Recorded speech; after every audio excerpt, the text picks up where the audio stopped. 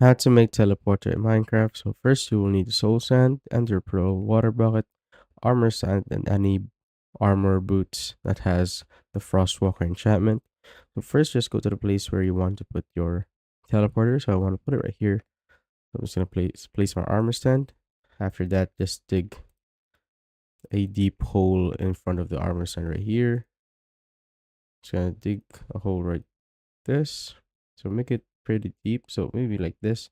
Then destroy the block that is further away from the armor stand, then place a soul sand. And once it's done, just fill up the hole with water. As you can see right here, is now done. The next thing that you want to do is just get your boots and place it on the armor stand and just wait for the ice to melt. So just wait for a couple while.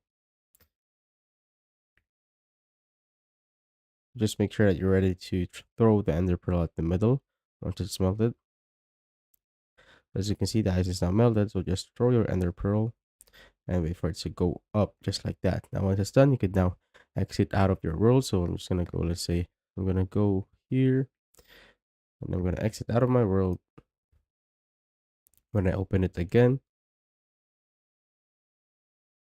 I'll be instantly teleported to this teleporter that we made.